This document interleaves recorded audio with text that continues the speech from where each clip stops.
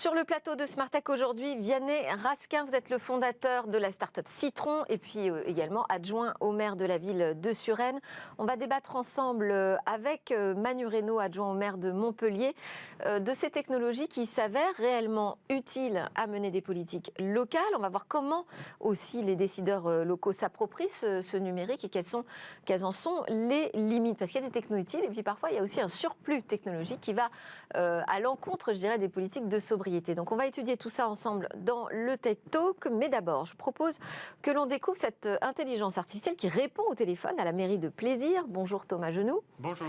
Vous êtes le président de Yelda, c'est vous qui êtes derrière cette intelligence artificielle qui répond maintenant à l'appareil. Ça se passe donc à la mairie de Plaisir dans les Yvelines en Île-de-France. Vous appelez ça, vous, un callbot, c'est-à-dire en fait un chatbot, un robot logiciel avec lequel je peux discuter, mais dont le travail principal est vraiment de répondre au téléphone. De quoi sont capables ces robots vocaux aujourd'hui ? Aujourd'hui, une intelligence artificielle va comprendre un certain nombre d'intentions, et pas 100% des intentions de l'utilisateur pour pouvoir répondre aux questions les plus courantes. Le but n'étant pas de répondre à 100% des questions, mais bien des questions les plus récurrentes et celles qui sont les plus automatisables, comme par exemple les questions liées aux demandes de passeport, aux demandes de carte d'identité, l'inscription des enfants à l'école ou un problème avec sa poubelle.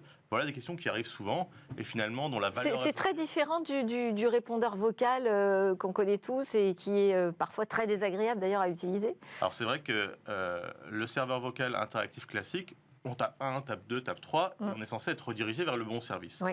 Or là, la promesse des nouvelles IA vocales, c'est l'IA va pouvoir donner un premier niveau de réponse. Donc des fois, plus besoin d'un interlocuteur humain. D'accord. Et comment vous gérez la fluidité de la conversation avec cette intelligence artificielle ? Parce que les gens qui appellent n'ont pas appris à utiliser l'outil. C'est vrai. C'est vrai qu'il y en a un certain nombre qui sont surpris et qui ne comprennent pas forcément qu'il y a un robot qui peut comprendre. Ouais. On essaie d'être didactique, pédagogique, en disant par exemple, en quelques mots ou une phrase courte, donnez la raison de votre appel.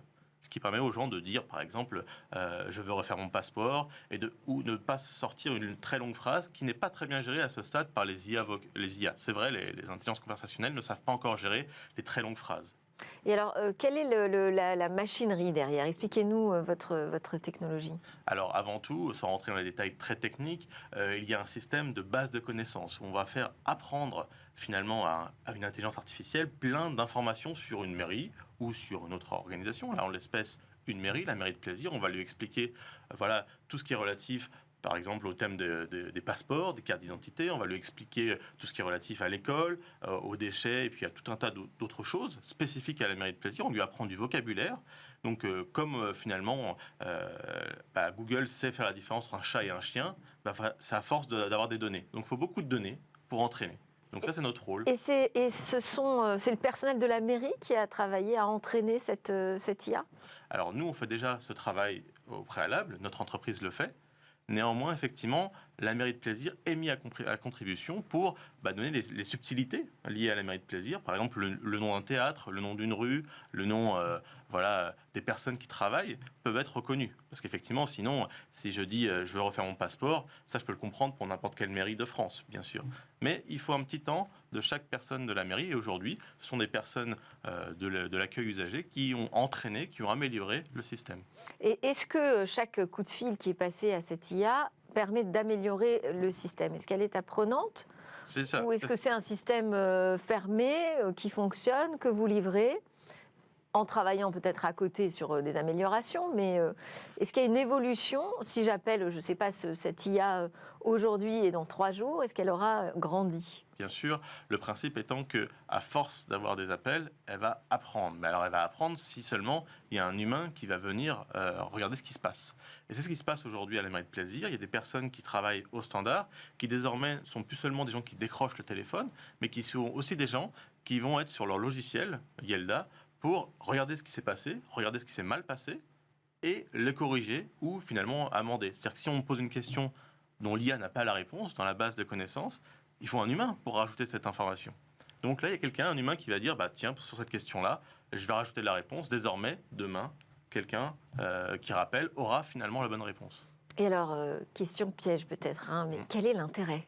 Alors, Aujourd'hui, non, bien sûr, hein, l'intérêt très fort, c'est qu'aujourd'hui, il y a un certain nombre de collectivités et d'entreprises, même dans le secteur privé, on travaille beaucoup avec le secteur privé, qui ne peuvent pas répondre à 100% des appels parce qu'il n'y a pas le temps, il n'y a pas les moyens, il n'y a pas l'organisation. Donc là, par exemple, à la mairie de Plaisir, l'année dernière, c'était 35% des appels qui étaient décrochés. Ah oui. 2 fois sur 3, ça sonne dans le vide. Pourquoi ? C'est pas parce que les personnes de l'accueil ne veulent pas répondre, c'est parce qu'il y a trop de gens qui appellent, il y a plein de sujets. Les gens, suite au Covid, ont pris le réflexe d'appeler. Paradoxalement, effectivement, le bon vieux téléphone est devenu un canal encore plus populaire. Les gens ne se déplacent plus et appellent. Même avant de venir, ils appellent pour vérifier. Et donc, on se retrouve effectivement avec trop d'appels et on ne décroche pas tout le monde. Donc là, problème, les usagers ne sont pas satisfaits. Donc notre solution, c'est de dire, on va répondre Donc à 100%. là, ça veut dire qu'on remplace aussi un service qui était proposé par des humains. Eh bien non, puisque par définition, il n'y avait pas de service. Pour 65% des gens qui appelaient, il n'y avait pas de service. Et donc nous, aujourd'hui, il y avait 2 personnes à la mairie de Plaisir. Il y a toujours 2 personnes. Simplement, aujourd'hui, elles peuvent se concentrer sur les appels. À l'accueil, vous voulez dire Pardon, il y a 2 personnes à l'accueil du standard, qui est différent de l'accueil physique, c'est souvent dans les grandes mairies, 35 000 habitants à Plaisir. Donc 2 personnes qui, aujourd'hui, peuvent se concentrer sur les appels qui ont vraiment du sens, là où elles apportent de la valeur. Parce qu'effectivement, quand quelqu'un appelle et qui demande quels sont les horaires de la mairie ou comment faire mon passeport, la valeur ajoutée n'est pas évidente. Est-ce qu'on peut appeler le chatbot, du coup, à n'importe quelle heure, n'importe quel jour ? Est-ce que la mairie est plus disponible aussi ? Bien sûr, la promesse, c'est de répondre 24/7, notamment à la pause méridienne, puisqu'effectivement, il y a des pauses et il y a personne qui répond le midi. On a beaucoup d'appels entre midi et 2 qui sont maintenant pris en charge. Donc évidemment, c'est important de pouvoir répondre à tout moment. Et, ça fonctionne bien 24/7. Et ça coûte combien ? Ça coûte cher ? C'est un gros investissement pour une mairie ? Alors, non, ce n'est pas un gros investissement dans le sens où, d'une part, l'ordre de grandeur, ça a commencé environ 700 à 800 euros par mois. Voilà. Et qu'en plus, souvent, pour une mairie, il peut y avoir des aides au niveau régional. C'est le cas de la mairie de Plaisir. Donc, c'est quand même vraiment intéressant de s'équiper de ce genre d'outils, puisque de toute façon, par rapport à l'apport que ça apporte aux usagers, pour nous, c'est extrêmement intéressant, puisque c'est pas si cher et ça apporte une vraie plus-value aux usagers. Bon, alors, on a voulu quand même tester votre IA, lui passer un coup de fil, je dois dire pas très sympathique, parce qu'on lui a posé une question compliquée, mais on voulait aussi pouvoir tester jusqu'où est capable d'aller l'intelligence artificielle et peut-être aussi démystifier certaines choses. On va écouter, c'est Marie qui a passé ce coup de fil pour l'équipe de Smartech. Bienvenue à la mairie de la ville de Plaisir. Je suis Optimus, votre nouvel assistant conversationnel. À des fins d'amélioration continue de nos services, je vous informe que cet appel est susceptible d'être enregistré. La mairie vous accueille le lundi de 13h30 à 19h30, du mardi au vendredi de 9h à midi et de 13h30 à 17h30, et le samedi matin de 9h à 11h45. Le jeudi, la mairie ouvre à 10h.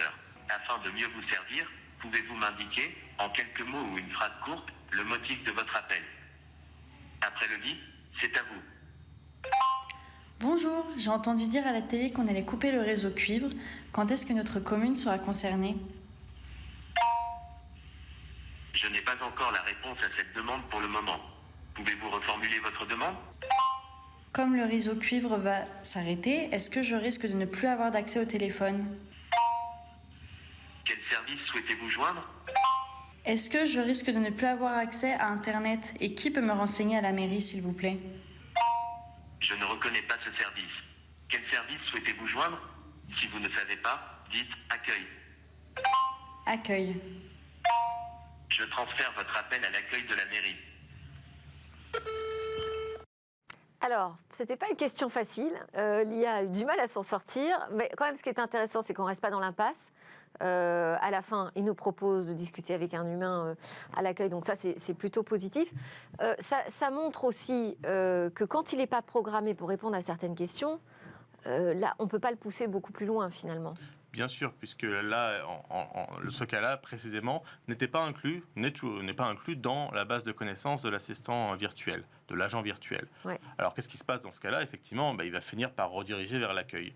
Ça ne veut pas dire qu'on n'a pas compris. Ça peut vouloir dire simplement que la réponse n'est pas encore disponible. Et typiquement, là, pour une question très spécifique liée à l'actualité, il faudrait finalement qu'on ait les éléments de langage de la part de la mairie pour mettre à jour le système, pour donner une réponse. Parce qu'effectivement, sinon, si on laissait l'agent virtuel inventer une réponse, qui est techniquement possible. Mmh. Aujourd'hui, on le voit avec les Avec ChatGPT. ChatGPT, oui, On tout à peut fait. inventer des réponses, mais il pourrait très bien C'est pas le décider but. que voilà, il pourrait très bien décider que oui, ça va se terminer demain, ou que non, ça va pas se terminer demain. Mais si ça n'a pas été validé par la mairie, bah, on n'a pas envie d'asséner une réponse. Oui. Voilà. Donc, On ne sait pas d'ailleurs si à l'accueil, on aurait eu la réponse à notre question. Il va falloir travailler dessus aussi fait. avec la mairie de Plaisir. Et puis, il y a cette difficulté de décrypter aussi ce que disent les gens, parce que le serveur vocal peut avoir appris des mots à l'écrit, à l'oral avec certaines voix, mais pas forcément comprendre toutes les voix, tous les accents, toutes les façons qu'on a chacun de nous exprimer. Alors c'est vrai qu'aujourd'hui, on passe toujours par une transcription, la plupart du temps, orale à l'écrit. C'est-à-dire qu'on va essayer de transcrire et ensuite on va analyser ce qui a été dit en fonction de la transcription écrite qu'on a reçue. Oui. Aujourd'hui, ce stade-là, il est vraiment à un niveau très bon. C'est-à-dire qu'on n'a pas beaucoup de loupés. C'est-à-dire que si on va regarder dans les logs, dans les écrits de ce qu'on a récupéré suite à votre appel, on verra ce qui a été écrit, on a bien compris, c'est quasiment sûr. On a sans doute aussi compris le thème. Mais encore une fois, ici, finalement, quand le bot a regardé dans sa base de connaissances, il n'a rien vu par rapport à ça, donc il n'a pas pu y répondre, donc il a voulu transférer à un service. Ça vous intéresse pour la mairie de Suresnes ? Alors, ce qui est sûr, c'est qu'à Suresnes, on réfléchit beaucoup à ce type de solution. On rechallenge énormément l'accueil des usagers à la mairie dans les différents services.